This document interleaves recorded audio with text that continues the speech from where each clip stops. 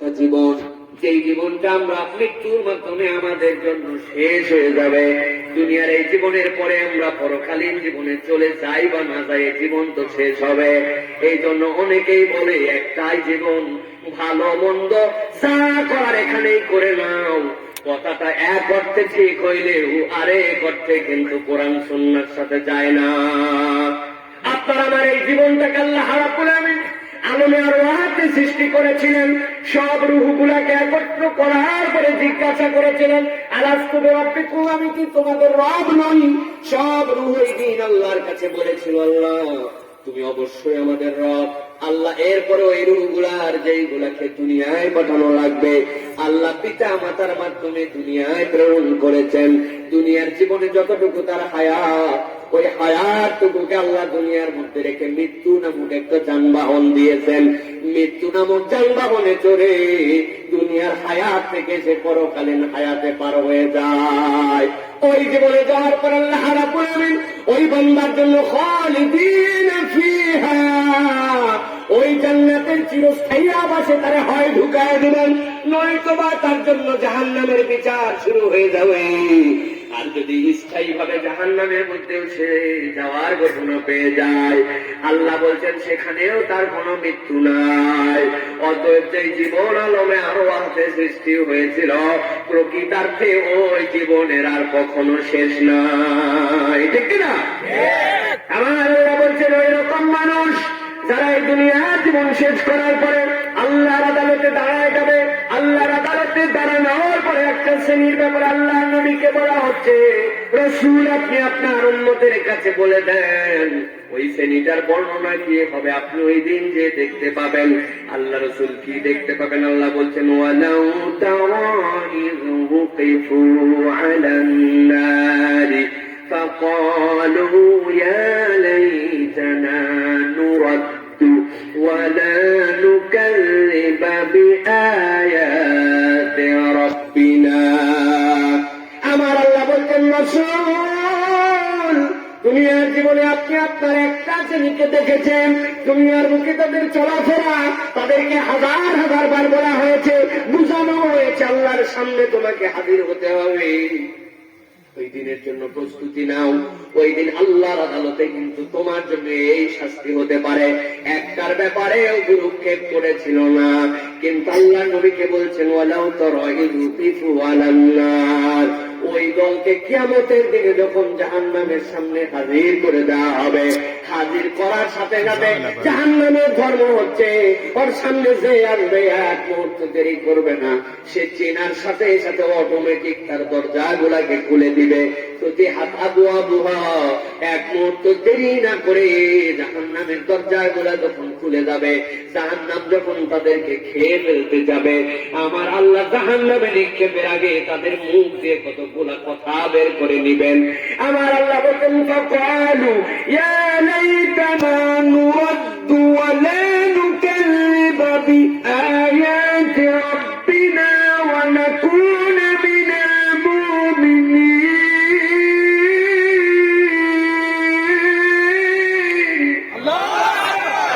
আমার আল্লাহ বলছেন, দুনিয়ার মানুষ শোনো, ওই দিন ওই মানুষগুলা জাহান্নামে নিক্ষেপিত হওয়ার এক মুহূর্তে সেই আল্লাহর সামনে দাঁড়ায় যাবে।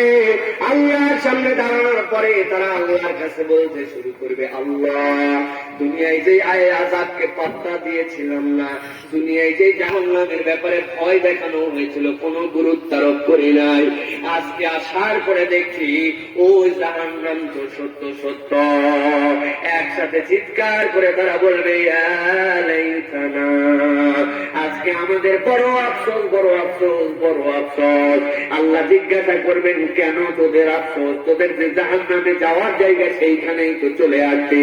সাথে সাথে তারা আফসোসের কারণ ব্যাখ্যা করে আল্লাহকে বলবেন, নুরাদ্দু, আল্লাহ তোমার কাছে একটা আবেদন আর আফসোসের একটা তোমার কাছে কারণ, একটা বার যদি আমরা দুনিয়ায় ফেরত যাইতে পারতাম। জিজ্ঞাসা করে, মুসলমান যদি জানা থাকে, বিশ্বাস থাকে, তাহলে বলেন তো আল্লাহর কাছে যত অনুনয়, যত বিনয়, যত কায়দা কানুন করে ওই দিন বলুক না কেন আফসোস, যদি দুনিয়ায় ফেরত যেতে পারতাম, কোন একটা মানুষের কি কিয়ামতের দিনে দুনিয়ায় ফেরত আসার আর সুযোগ থাকবে? থাকবে? আল্লাহ রাব্বুল আলামিন এবার তাদের মুখে বলাবেন, দুনিয়ায় তো অনেকদিন ছিলি, দুনিয়ায় তো কত কাল পার করলি, কেউ বা 20 বছর, কেউ বা 30 বছর, কেউ বা 40 বছর, কেউ বা 60 বছর। নূহ আলাইহিস সালামের সময় 1000 বছর পর্যন্ত তোদের জীবন দিয়েছিলাম। এখানে আসার পরে আবার কেন দুনিয়ায় ফেরত যেতে চাস? কারণ কি তোদের দুনিয়ায় ফেরত যেতে চাওয়ার? আল্লাহ বান্দার আল্লাহর কাছে বলতে শুরু করবে, ওয়ালা তুকাল্লিবা বিআয়াতি রাব্বিনা, আয় রব্বুল আলামিন এবার যদি দুনিয়ায় ফেরত যাই, যেতে চাই একটা কারণে আল্লাহ, এর আগের বার দুনিয়ায় যখন ছিলাম তখন তোমার কত বিধান মেনেছিলাম, তোমার কত আয়াত স্বীকার করেছিলাম, আর যেইগুলো আমার বুদ্ধি বিবেক পছন্দ হয় নাই, আমার সাথে যায় নাই, বিভিন্ন ধরনের তালতি বালতি করে বিভিন্ন ধরনের কথাবার্তা অজুহাত দিয়া দিয়া তোমার আয়াত গুলাকে আমি অস্বীকার করেছিলাম। আল্লাহ এবার যদি আমার দুনিয়ায় পাঠাও, ওয়াদা করতেছি তোমার একটা আয়াতেরও আর অস্বীকারী হব না। কোন সুযোগ কি থাকবে? দুনিয়ায় এসে আল্লাহর সব আয়াত আবার মেনে দেওয়ার সুযোগ থাকবে? তার মানে বোঝা যায় অপরাধ তাদের কি ছিল? অপরাধ তাদের ছিল দুনিয়ায় চলাফেরা করত, আল্লাহর কত আয়াত মানত, কত আয়াত বুদ্ধি বিবেক থাকায় অস্বীকার করত। এরকম মুসলমান আমাদের সমাজেও আছে কিনা?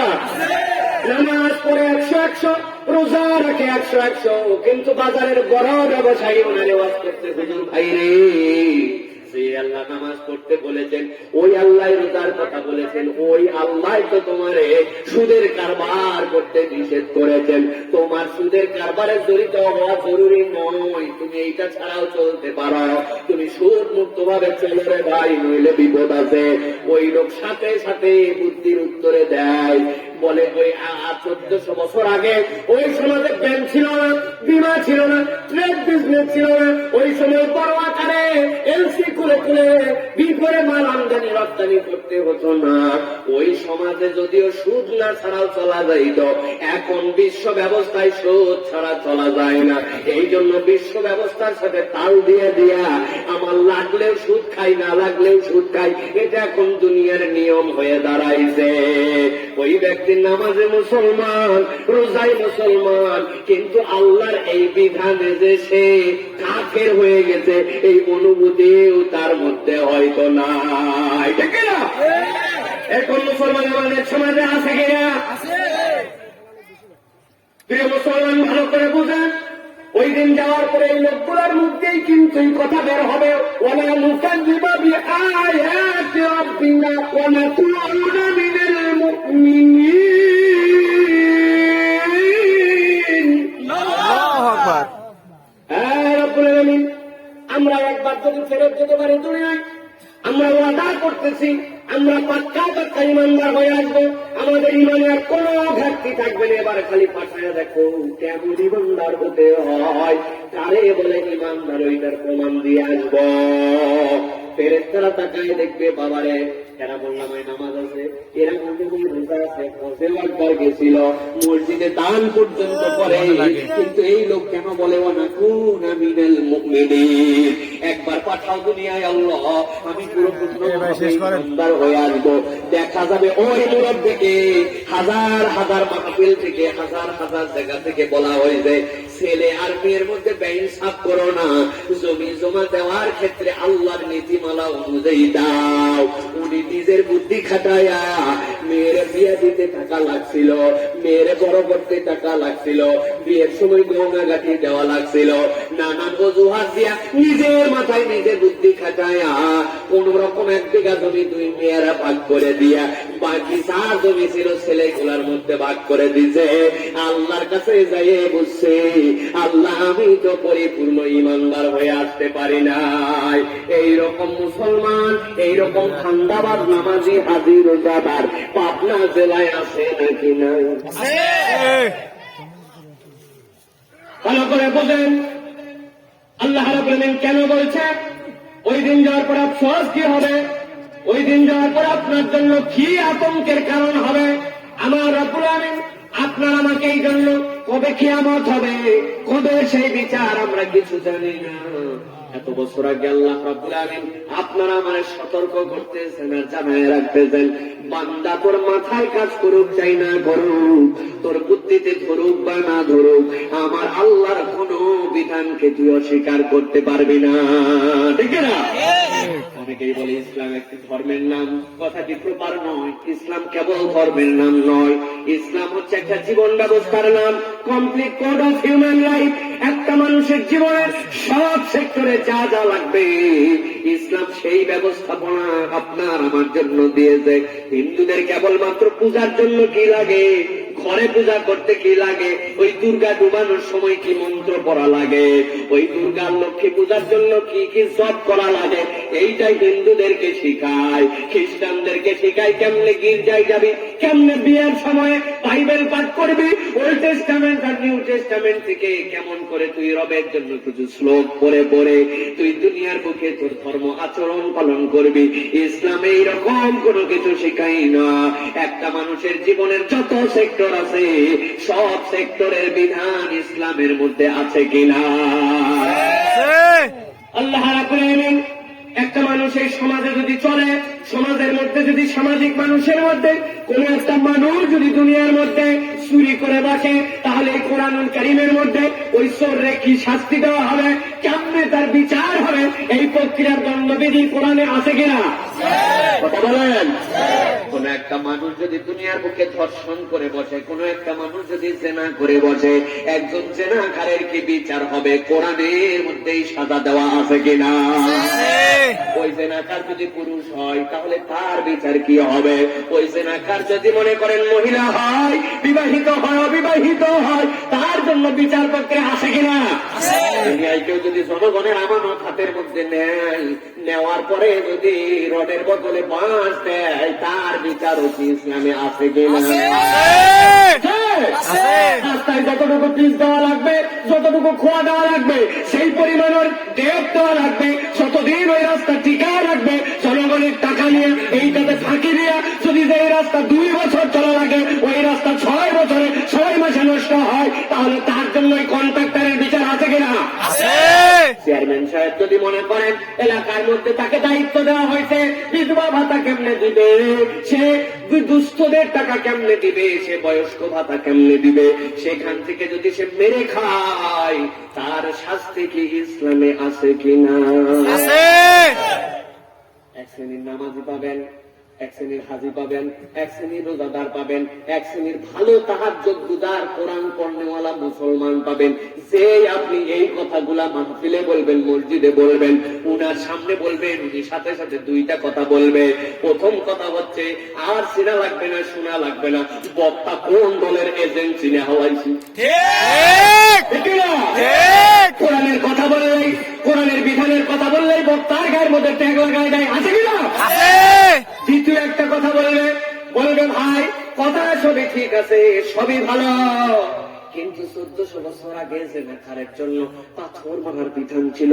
এখন 1400 বছর পরের মডার্ন দুনিয়া, এখন বাংলাদেশে যদি আমরা এই বিধান কার্যকর করে ফেলি, আমেরিকা কি বলবে, জাতিসংঘ কি বলবে, উন্নত দেশেরা আমাদেরকে সাহায্য সহযোগিতা দেওয়া পর্যন্ত বন্ধ করবে।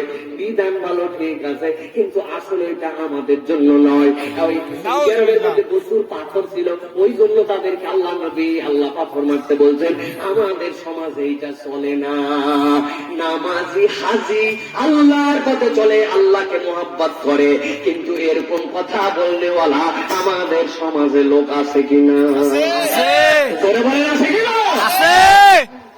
আমার আল্লাহ রাব্বুল আলামিন বলছেন তাদের জন্য কি ফায়সালা?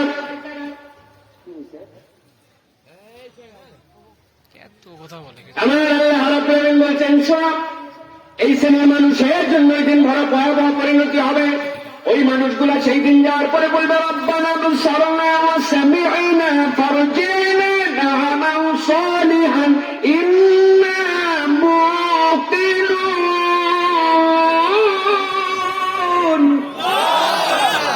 আমার রাব্বুল আলামিন বলবেন, দুনিয়ার মানুষ শোনো, ওই মানুষগুলো যখন কিয়ামতের ময়দানে আল্লাহর সামনে দাঁড়ায় যাবে, আল্লাহর সামনে দাঁড়ানোর পরে তাদের ভয়াবহ অবস্থা হবে। তারা বলবে রব্বানা আবসারনা ওয়া সামি'না ফারজি'না। আল্লাহ আজকে তো হাতে কলমে দেখে ফেলছি, ওই দিনের ওইগুলা পণ্ডিতি করা, ওই দিনের ওইগুলা আমার মাথায় ধরে না বলে নানান মন্তব্য করা, ওই দিনে আমার মাথায় বুদ্ধিতে আমার বিবেকে কাজ করে না জন্য নানান অজুহাত দিয়া রব্বুল আমিন আমি যে ওই দিন অস্বীকার করে এসেছিলাম, আজকে চোখেও দেখেছি, আজকে কানেও শুনেছি, এর পরিণতি কি? আল্লাহ এখন তোমার কাছে একটুখানি দয়া একটা যাচ্ছে, ফারজি'না, আমাদেরকে একটা বার তুমি একটু ফেরত পাঠাও। কেন যাবি বাংলা? না'মাল সালিহান ইন্না মুকিনুন। এবার যদি ফেরত পাঠাও আল্লাহ, আমরা পাক্কা পাক্কা এক একজন ইমানদার হব, আর বাম্পার বাম্পার আমরা ভালো কাজ করব। ঠিক কি কাজ করবে? বাম্পার ভালো কাজ করবে। না'মাল সালিহা। আমার আল্লাহ রাব্বুল আমিন কয়দিন সুযোগ দিবেন? কথা বলেন না। তাইলে কি করতে হবে? তাইলে করতে হবে দুনিয়ায় থাকতে আমার মাথায় ধরুক চাই না ধরুক, আমার বুদ্ধিতে কুলাক বা না কুলাক, আমার দেশে বাস্তবায়িত থাক বা না থাক, দুনিয়ার সব লোকের পক্ষে বা বিপক্ষে হোক, যাই হোক না কেন, আমি আল্লাহর কাছে বলবো, আল্লাহ তোমার হুকুম তোমার বিধান আমার রব্বুল আমিন স্বীকার করা ছাড়া কোনো গত্যন্তর নাই। এই জন্য আমি বললাম, আমি রব্বুল আমিনের বিধান অত বুঝতেও চাই না, জানিও না। আমার আল্লাহ আমার রাসূল যা বলেছেন ওইটাই সর্বোত্তম, ওইটাই দিয়ে পৃথিবীতে সর্বোত্তম সমাজ কায়েম হবে, এইটাই আমার স্বীকৃতি। এই স্বীকৃতি না দিলে ঈমান হয় না। বলবেন কেমন করে? ঈমান কি দিয়ে বলছিলেন বলেন তো? ঈমান বুঝছেন? কি দিয়ে ঈমান বলছিলেন? ঈমানের সাথে আমরা বলছিলাম আমানতু বিল্লাহ, আল্লাহর প্রতি ঈমান আনছি, ওয়া মালাইকাতিহি, বলেন আল্লাহর পরে সবচেয়ে বেশি কার দাম? রাসূলের। কিন্তু পরে বলছেন নাকি ওয়া রাসূলিহি? বলছেন? ভেবে দেখছেন কোনদিন? কেন বলেন নাই আমানতু বিল্লাহি ওয়া রাসূলিহি, আল্লাহর পরে নবী? অথবা আমরা ঈমানের এই সিস্টেম পরিবর্তন করবো এখন থেকে রাজি? কেন রাজি না? কারণ বুঝি না। আমার আল্লাহ বলছেন আমানতু বিল্লাহ, আল্লাহর প্রতি ঈমান আনলাম, বান্দা ঈমান বুঝ। এই সিকুয়েল না বুঝলে পঞ্চম জায়গায় যায় ধরা খেয়ে যাবে। আল্লাহ কখনো ডাইরেক্ট দুনিয়ার মুখে তোর ওহী দিবেন না, বিধিবিধান দিবেন না। আল্লাহর এক দল বিশ্বস্ত অনুগত, যাদের কোন আল্লাহর কোন গাদ্দারি করার সুযোগ নাই, ওই কল্পনা, ওই চেতনাহীন আল্লাহ একদল ফেরেশতাকে বানাইছেন। আল্লাহর ফেরেশতা দেখতে পাই না কিন্তু বিশ্বাস করি। আল্লাহ বলছেন বিশ্বাস নম্বর 2 শেষ হয়েছে, 3 নম্বরে ওয়া রাসূলিহি, রাসূলিহি বুঝে আমানতু বিল্লাহি ওয়া মালাইকাতিহি ওয়া কুতুবিহি, 3 নম্বরে রাসূল নাই। আল্লাহ বোঝাচ্ছেন ওই ফেরেশতাদের মাধ্যম দিয়ে আল্লাহ কিতাব পাঠাবেন, ওই কিতাবের মধ্যে যা কিছু আছে ওইটা তোর মাথায় ধরুক চাই না ধরুক, বুদ্ধিতে কুলাক বা না কুলাক, তোর আকলে আসুক বা না আসুক, সবটুকু বিশ্বাস করি, এর নাম হচ্ছে ঈমান। এরপরে কি রাসূলিহি, এরপরে ওই বিধান আল্লাহ পাঠালেন ফেরেশতা, ফেরেশতা কিতাব, কিতাব রাসূলে আসলে রাসূলকে স্বীকার করি। এরপরে বলছে আমরা আল্লাহ ভাগ্যের ভালো মন্দ বিশ্বাস করি। কোন একটা বান্দা যদি আল্লাহ, ফেরেশতা, কিতাব আর রাসূলের ঈমান পূর্ণাঙ্গ না করে, ও তাকদীর নিয়ে কখনো ঈমানে থাকবে, আবার কখনো না বুঝে ঈমান হারা হয়ে যাবে। বলবে চুরি করাও তো তকদিরের ব্যাপার, আল্লাহ তো লিখে রাখছে চোর হওয়ার কি দোষ? বলবেন না আপনি? আপনি তার মানে ঈমান বুঝেন নাই, ঈমানের সিকুয়েল বুঝেন নাই। আল্লাহ এমনি এমনি 4টা দেন নাই। এই 4টা ধারাবাহিকতা যদি আপনি বুঝেন তবে আপনি ঈমানদার, নয়তো আল্লাহর কাছে যে ওই দিন বলতে হবে ওয়া নানুকাল্লিবা বিআয়াতি রাব্বিনা ওয়া নাকুনা মিনাল মুমিনিন। দুনিয়ায় আরেকবার এই ইসলাম আর ঈমান বোঝার জন্য পাঠাও, ওই দিন কিন্তু ফেরত আসার কোন সুযোগ নাই, ঠিক না? তাহলে দুনিয়ার থেকে আমাদেরকে এটা মজবুত করে যেতে হবে। আল্লাহ দয়া করে, অনুগ্রহ করে আপনার আমার জন্য এটা জানায় রাখছেন, এটাতে আমাদের ঈমানকে মজবুত করে আল্লাহর কাছে হাজির হতে হবে, ঠিক না? আল্লাহ কোন বান্দারে দুনিয়াতে একটা বান্দাকে আল্লাহ জাহান্নামে পাঠানোর জন্য সৃষ্টি করেন নাই। বুঝছেন? জানেন আল্লাহর একটা নাম আছে গফফার, জানেন? আরেকটা নাম আছে গফুর। গফুর মানে কি? ক্ষমাকারী। গফফার মানে কি? ক্ষমাকারী। কিন্তু গফুরও আছে, গফফারও আছে। ভেবেছেন? গফুর মানে ক্ষমাকারী, আর গফফার মানে কি? গফফার আরবিতে ফাআলুনের ওজনে আসছে। ফাআল বাবের খাসিয়াত হচ্ছে, এটা একটা বাব, আরবির মাসদার যেগুলো থেকে উৎপন্ন হয়েছে, এটা একটা বিভিন্ন বাবের বিভিন্ন খাসিয়াত আছে, বৈশিষ্ট্য আছে। ফাআলুনের ওজনে যে সকল শব্দ আছে ওইটার খাসিয়াত হচ্ছে ও রিপিটেডলি আসে, বারবার বারবার বারবার আসবে, আবার আসবে, আসবে আবার আসবে।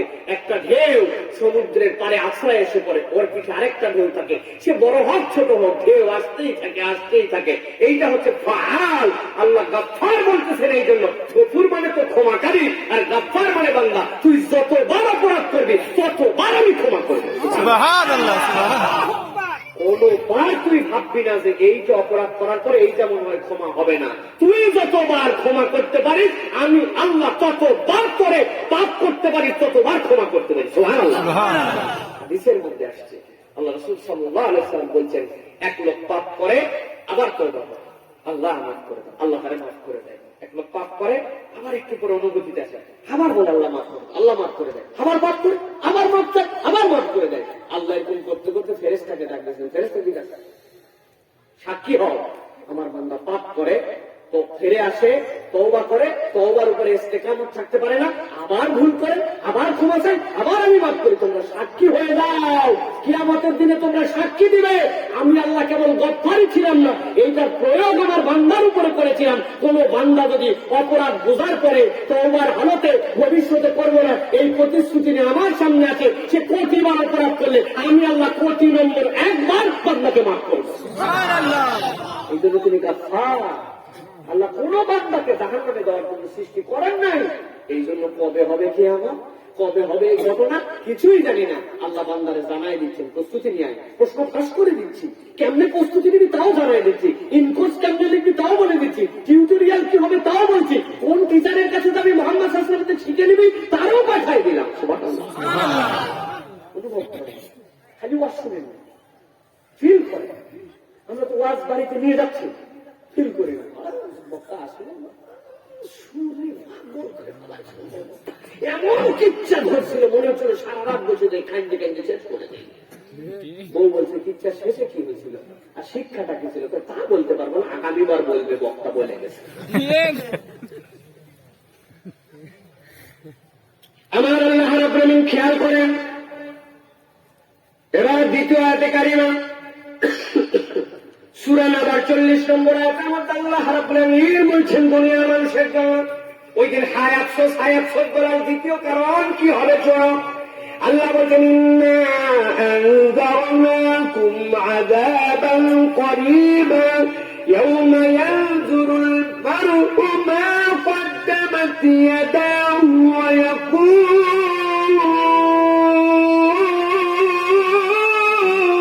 আল্লাহু আকবার ওয়া ইয়াকুলুল কাফিরু ইয়া লাইতানি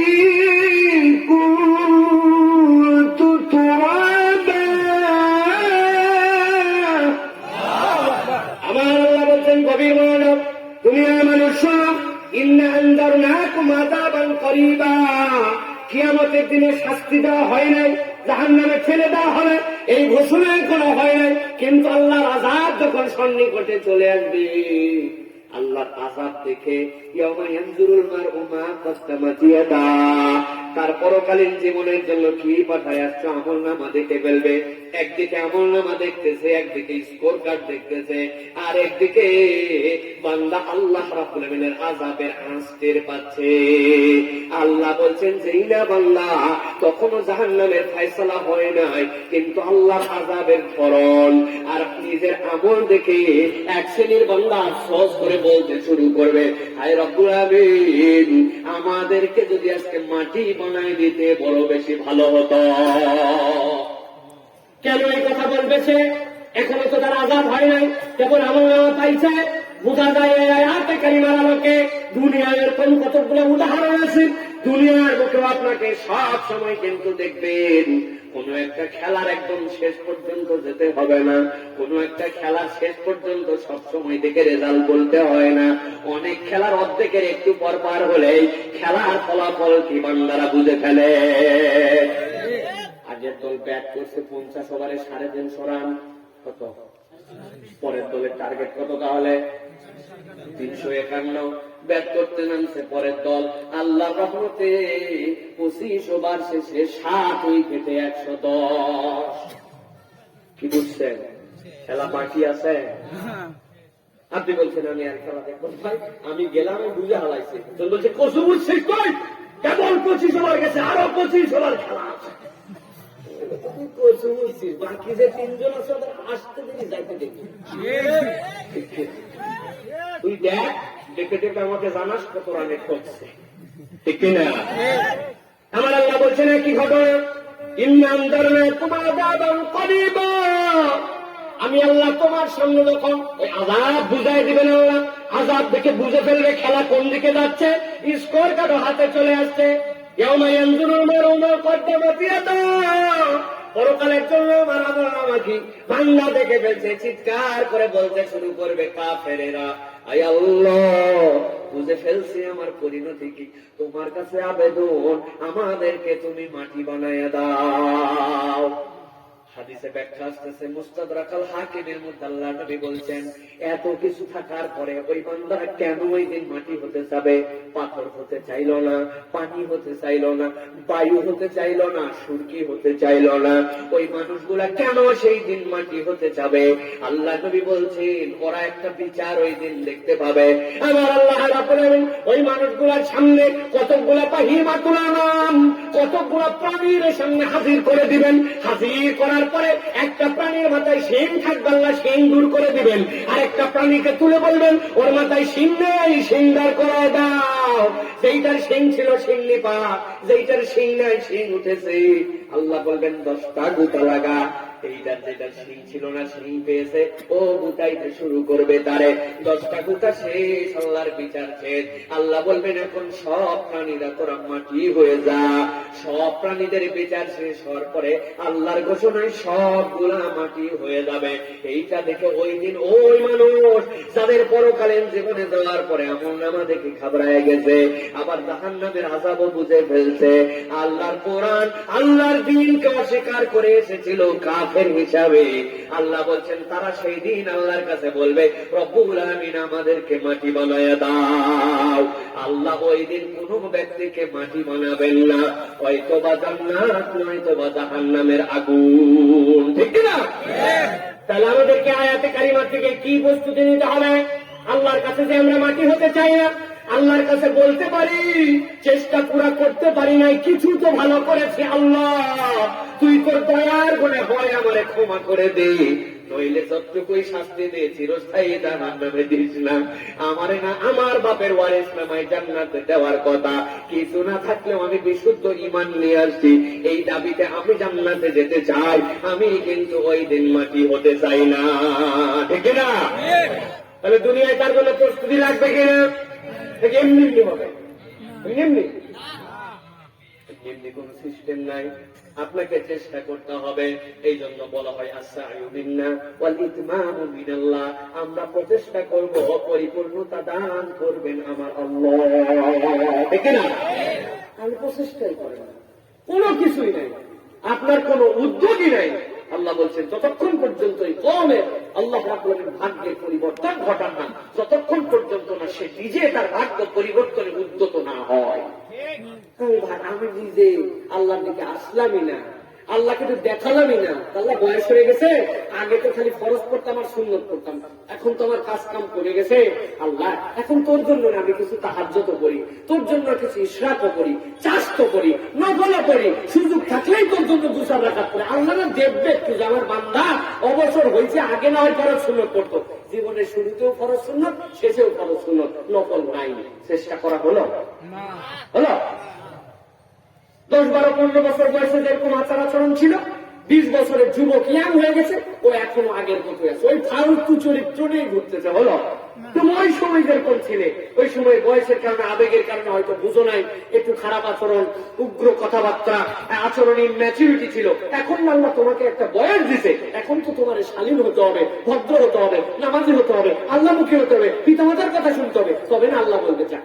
আমার বান্দা চেষ্টা করতেছে, আমি দেখি তো আল্লাহ রহমত দিয়ে ওরা আগায় নিতে পারি কিনা। সুবহানাল্লাহ, এটা আল্লাহ দেখতে চায়। সুতরাং আমাদেরকে আয়াতে কারিমার শিক্ষা হচ্ছে, দুনিয়ার থেকে পরকালে যেন মাটি হতে চাই না, আল্লাহ জান্নাতে যেতে চায়, এইরকম আমল নামায় কিছু চালান দিয়ে যেতে হবে, ঠিক কিনা?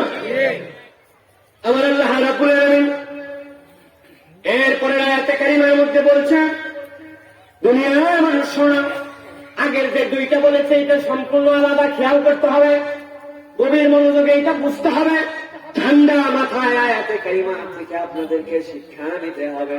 আমার আল্লাহ রাব্বুল আলামিন বলছেন, ও দুনিয়ার মানুষ শোনো, এই দুনিয়ার জীবনের শেষে পরকালের জীবনে যখন তোমরা যাবে, যাওয়ার পরে আল্লাহর কাছে একটা শ্রেণী আফসোস করতে শুরু করবে আর বলতে শুরু করবে, ইয়াকুলু ইয়া লাইতানি কদ্দামতু লিহায়াতি ফায়াউমাইযিন লা ইউআযযিবু আযাবাহু আহাদ ওয়া লা ইউসিকু ওয়াসাকাহু আহাদ।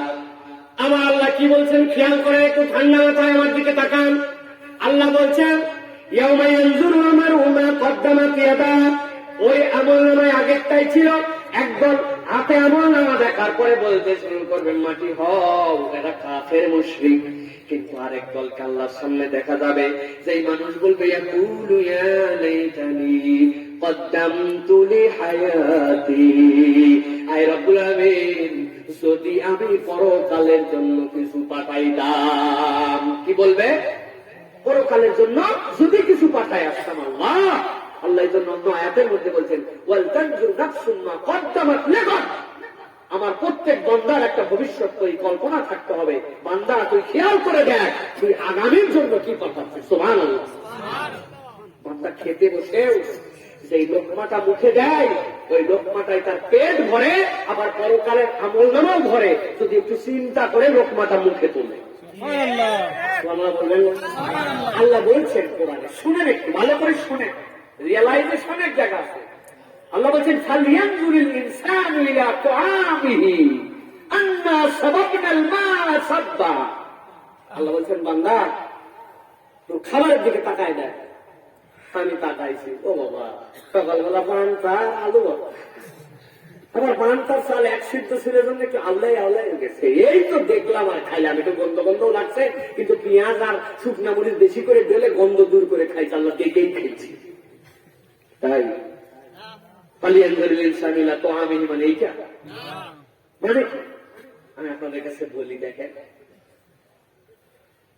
আলু ভর্তা, একটু ভাত আপনার সামনে হাজির, খাওয়া আলু ভর্তার ভাত, কিছু গরু গোস্ত থাকতো, না হলে তো বোনা বোনা তো, কিছু না হলে তো একটা ডিম ভাজি হতো, কিছু না হলেও যদি একটুখানি করকরার সাথে যদি একটুখানি চরচরি থাকতো, এই তো আলু ভর্তার ভাত।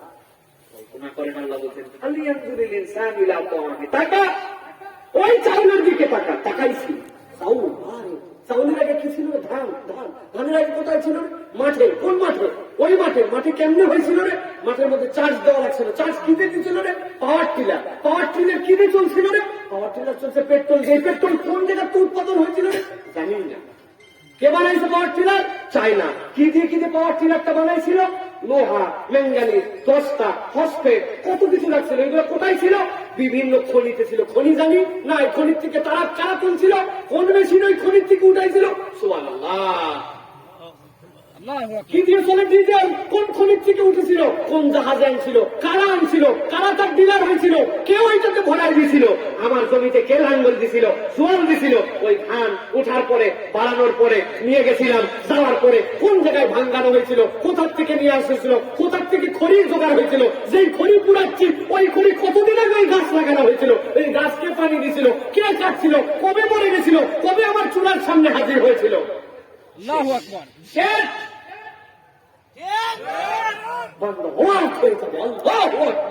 একটা চাল খাচ্ছি, এটা পৃথিবীর সবচেয়ে বিস্ময়কর জিনিস আমার সামনে আসছে। আলু ভর্তা কি দিয়ে বানাইছে? সরিষার তেল আর একটু পেঁয়াজ না, সরিষার তেল কে লাগাইছিল, কোন খেতে হয়েছিল, কোন দানার থেকে উঠেছিল, ওই দানা কোন জায়গাতে ডলেছিল, কে নামায় আনছিল, কেমনে বানাইছিল, ওই মেশিন কে বানাইছিল, ওই তেল উৎপাদনের পদ্ধতি কে শিখাইছিল।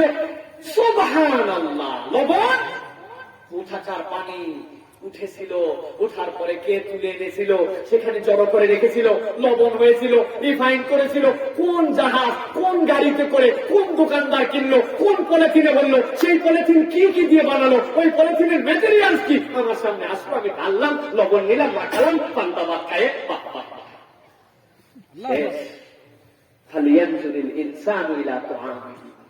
ডাল পান্তা ভাত খাইছেন আর চিন্তা করছেন আল্লাহ কেমনে তুই হাজির করছিস, আল্লাহ আমি কে যোগ্য, নালায়ক রে তুই এইটা খাওয়াচ্ছিস, আপনি খাচ্ছেন পেট ভরতেছে আর পরকালে আপনার আমার নামা ভরতেছে। সুবহানাল্লাহ। এটাই হচ্ছে ইসলাম। আমার আল্লাহ বলছেন ইয়াকুলু ইয়া লাইতানি কদ্দামতু লিহায়াতি, একদল আল্লাহর কাছে যাবে, যাওয়ার পরে বলতে শুরু করবে আল্লাহ আজকে আমাদের জীবন, আজকে আমাদের আমলনামা দেখার পরে বুঝলাম রব্বুল আলামিন যদি আমাদের পরকালের জন্য কিছু পাঠায় আসতাম। আমার আল্লাহ বলছেন কোরআনের ঘুমায়া তার একটাও নাই, সেই বান্দা একবার আল্লাহর কাছে যে বলবে আল্লাহ পরকালের জন্য যদি কিছু পাঠায় আসতাম, আল্লাহ ওই বান্দার পর এমন রাগা রাখবেন, এমন মেজাজ আল্লাহ রাব্বুল আলামিনের ওই দিন হবে, এই ভাষা কোরআনে আর কোথাও আল্লাহ বলেন নাই। আল্লাহ বলছেন ওই বান্দার জন্য আমি ঘোষণা দিব ফায়াউমা ইযিল লা ইউআযিবু আযাবাহু আহাদ। ওই কথা বলা মাত্রই বান্দাকে বলবো তোরে আমি এমন শাস্তি দেওয়া দিব যেই শাস্তি আমি আল্লাহ জানি কেমনে বেশি করে দিতে হয়। আল্লাহ কেন আল্লাহ কথা বললেন? কারণ আল্লাহ রাব্বুল আলামিন দেখতে চেয়েছেন ওই বান্দার জীবনে একটা সময় ছিল, ওই বান্দার জীবনে কারোবার 20 বছরের জীবন ছিল, কারোবার 40 বছরের জীবন ছিল, কারোবার 60 বছরের জীবন ছিল। আল্লাহ যে বান্দার 20 বছরের হায়াত দিয়েছিলেন, 12 বছরে বালেগ হয়েছিল, আল্লাহ ওই বান্দার বাকি 8 বছরের জীবন আর বাকি 8 বছরে আমলনামা নিবেন। আল্লাহ ওই বান্দার জন্য তো 100 বছরের জিন্দেগির হিসাব নিবেন না। সেই বান্দা 60 বছরের জীবন পেয়েছিল, ওই জীবনে চলাফেরা করেছে, সামাজিকতা করেছে, আচার আচরণ করেছে, ওই বান্দার ন্যূনতম এতটুকু জ্ঞান ছিল আল্লাহর জন্য কিছু করা দরকার কেন করিস নাই, একটু হিসাব করে করে কেন পরকালের অ্যাকাউন্টে তুই কিছু পাঠাস নাই। ওই যেই বান্দারা এই কথাই দিন বলবে, এই শ্রেণীর বান্দাকে আল্লাহ বলছেন আমি আল্লাহ করে এমন শাস্তি দেওয়া দিব সেই শাস্তি আমি আল্লাহ ছাড়া আর কেউ দিতে পারে না। বুঝছেন এই কথা? লোড বুঝছেন? হ্যাঁ, এই কথার মানে বুঝছেন আপনি? আল্লাহ বলতেছেন আযাবের স্রষ্টাকে, আগুনের স্রষ্টাকে, শীতের স্রষ্টাকে, কষ্ট দেওয়ার অনুভূতির স্রষ্টাকে, যিনি অনুভূতি দেওয়ার স্রষ্টা তিনি বলতেছেন কেমনে শাস্তি দিতে হয় এটা আমার জানা আছে। আল্লাহু আকবার। এর চেয়ে বড় কপাল পোড়ার কেউ হবে না। প্রিয় ভাইয়েরা, আমি অনেক জায়গায় উদাহরণ দিই, দুনিয়ার বুকে যদি আপনার ব্যালেন্স না থাকে দুনিয়াতেও আপনারা আটকায় দেয়। সাধারণ এক ব্যাংকিং সিস্টেম আসছে, এই ব্যাংকিং সিস্টেমে আগে টাকা জমা দেওয়ার জন্য যাওয়া লাগতো, টাকা তোলার জন্য যাওয়া লাগতো। এখন ব্যাংকে টাকা জমা দেওয়ার জন্য যাওয়া লাগলে তোলার জন্য না গেলেও চলে। ঠিক বলতেছেন, কি বুঝছেন আপনি? বুঝেননি বা? এখন আমাদের পকেটের মধ্যে একটা কার্ড আছে, এটিএম কার্ড। কি কার্ড? হ্যাঁ, এই কার্ডের একটা কারিশমা আছে, কাঁচের একটা ঘর আছে, গেলেই টাকা পায়। কি ভাই, টাকা দরকার? মোবাইলে চেক করছি, মেসেজ 2500 টাকা আছে, যাক 2300 টাকা পর্যন্ত তুলতে পারবো না, যাই চলে গেছে টেবুনিয়া বাজারে, আপনাদের এই বাজারে স্কয়ার মোড়ে গেছে, যাই সুন্দর কাঁচের ঘরের মধ্যে ঢুকে পড়ছে, ঢুকাই দিয়েছে এটিএম কার্ড, লেখা উঠে গেছে insert your password, insert your desire amount. আপনার কত টাকা লাগবে আপনি বলেন, ফার্স্ট ক্যাশে চান নাকি লিখে দিতে চান আপনি দেন। ওই চিন্তা করছেন আছে কপালে, আছে তো 2500, দেখি এটা চান্স নিয়ে কি হয়, 5000 সেই 5,000 মার্কসে মেশিনের মধ্যে সাথে সাথে লেখা হচ্ছে, you insert the wrong amount, please insert the correct amount, you have not sufficient balance. বলার পরে ঠাস করে কার্ড ফেলে দিয়ে আপনাদের কার্ড বাড়াইছে, আপনারা বাড়াইছে, কার্ড বাইর করে দিয়েছে, নেকুল বল্লা বল্লা মোহাম্মদ মেশিনের মধ্যে মেশিনে ফু দিয়ে কার্ড ভিতরে ঢুকাই দিয়ে আবার নাম্বার চাপছে। এবার সেই না বলছে টাকা ঢুকান, আগে নিয়োগ করছে আল্লাহ যদি বাড়ায় মসজিদে 1,000, মাদ্রাসায় 1,000 আর ইসলামী জালসায় 1,000, আমার খালি 3,000। এই কথা বলে ডাইরেক্ট চাপ দিচ্ছে এবার 6,000। আগের বার তাও কার্ড বাড়াইছে, কিন্তু এইবার যদি মেশিন দেখে পরপর 2 বার এত ভুল করতেছে, এ তো সঠিক কার্ডওয়ালা নয়। মেশিনের সফটওয়্যার সিস্টেমে ওর কার্ডও এবার বাড়াবে না, ওর কার্ড মেশিন খায় ওখানে লেখা দিবে, স্থানীয় ব্যাংকে দেয় কার্ড তোলার চেষ্টা করে। আমার আল্লাহ কি বলছেন, ইয়াকুলু ইয়া লাইতানি কদ্দামতু লিহায়াতি ফায়াউমাইযিন লা ইউআযযিবু আযাবাহু আহাদ।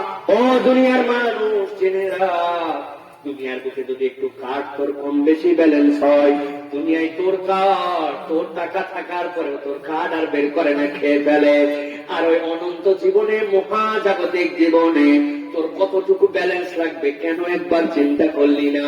কেন এখানে ব্যালেন্স ছাড়া যদি যায় আমি তো আটকায় যেতে পারি, আমার যে কিছু সোয়াব পাঠায় রাখতে হবে, তোর মাথায় কি একটু চিন্তা দিয়েছিল না? এই জন্য আল্লাহ এই বান্দাদের শাস্তি বলতেছেন, ওদেরকে আমি এমন শাস্তি দেওয়া দেব, আমি আল্লাহ থেকে যৌক্তিক শাস্তি কেউ দিতে পারবে না। আল্লাহু আকবার। মানে কেমনে তারা কষ্ট দিতে হয় আল্লাহ এটা জানেন। যদি আল্লাহ কোন বান্দার ব্যাপারে এই কথা বলেন, তাহলে ওই বান্দার অন্তর আত্মা খেতে দেওয়ার কথা কেনা? আরে দুনিয়ার শাস্তির প্যাটার্ন পরিবর্তন হলে আমি তো যুক্তি দিয়ে দেখাতে পারবো আপনাকে। মানুষ ঘাবড়ায় যায়, এলাকায় একটা বদমাইশি করছে, সবাই মিলে বলছে যদি জেল জরিমানা হয় বা আপনার কেস যদি এটা কোর্টে যায়, কমসে কম 3 মাস তোর ফৌজদারি কেস হয়ে যাবে। আর একবার ফৌজদারিতে যদি রায় হয়, বাকি সারা জীবন কোনদিন সরকারি চাকরির অ্যাপ্লিকেশনও করতে পারবি না। দেখতে না চেয়ারম্যান সাহেব আপনি বিচার করে দেন, ইমাম সাহেবকে ডাক দিয়েছে, এলাকার সাংবাদিক সাহেবকে ডাক দিয়েছে, সবাই এনে বিচার, সামাজিক ভাবে যা বিচার করবেন তাই মেনে নেব। বিচারের রায় হয়েছে কনকনা শীতের মধ্যে আগামীকালকে সকালবেলা ডান গালে 10টা জুতার বাড়ি, বাম গালে 10টা জুতার বাড়ি, আর পুকুরের মধ্যে সকাল 7টা টু দুপুর 1টা পর্যন্ত গলা পানিতে চুকলি। বাপমা বলছে খুবই সুন্দর ফাইসলা হয়েছে, বেটা ওই রাজি না থাকলে কি হবে, 5 লাঠি দিয়ে পুকুরে নামাবো, আমরা বিচার মাইনে নিছি, ঠিক কিনা? কিন্তু আপনাদের কাছে জিজ্ঞাসা করি ভাই, বিচার বাড়ি না হয় বুঝে সুঝে কম বেশি করে দিল, কিন্তু সকাল 7টা টু দুপুর 1টা পর্যন্ত গলা পানিতে, শীতের মধ্যে ডিসেম্বরে যদি রাখে হাড় কাঁপা কাঁপি উঠবে কিনা? আরে কথা বলেন, রক্ত জমে যাওয়ার মতো অবস্থা হবে কিনা? আবার উল্টা হচ্ছে কাশির রুগী, সে শ্বাসকষ্ট আছে, খবর হবে কিনা? বন্ধু বান্ধব চিন্তা করছে, হায় হায় মরে কি বসে রে, এক তো পাওয়াই যাবে না হয়তো। সকাল 7টা থেকে আমরা কাপড় চুপুর দিয়ে বাইরে বের হই না, আর বলে পানির মধ্যে নামার একটা 4 ঘন্টা শেষ। দৌড়াদৌড়ি দৌড়াদৌড়ি, কেমনে ওর একটু শাস্তি কমানো যায়, কেমনে একটুখানি বিচারের রায় থেকে একটু মুক্তি দেওয়া যায়, কেমনে একটু শাস্তি তার জন্য কম করে আনা যায়, অনেক দৌড়াদৌড়ি করে ম্যানেজ করে ফেলছে। আইসে দোস্তরে বলছে, দোস্ত টেনশন করিস না, আগামীকালকে তোর জন্য মাত্র 20 মিনিট পানিতে থাকা লাগবে। আয় দোস্ত, এই না হলো বন্ধু, সকাল 7টা থেকে দুপুর 1টা পর্যন্ত আমি তোরা মাত্র 20 মিনিটের ব্যবস্থা। আরে দোস্ত সবার তো কিন্তু গলাটা জমাই, আমি মনে করছিলাম একটু পরে দোস্ত একটা কথা আছে, শুধু এই কথাটা বলেই তোকে আবার জানাচ্ছি। সেই কথাটা কিন্তু একটা শর্ত দিয়েছে। কি শর্ত? ওই সকাল 7টা থেকে দুপুর 1টা পর্যন্ত গলা পানি, কিন্তু ওনারা বলছে মাত্র 20 মিনিট, তবে পদ্ধতি একটু পরিবর্তন হবে। তোরে পুকুরের পরে উল্টায় দিবে, যে তোর বডি উপরে খাল্লাটা খালি 20 মিনিট পানি দিয়েছে। রাজি তো?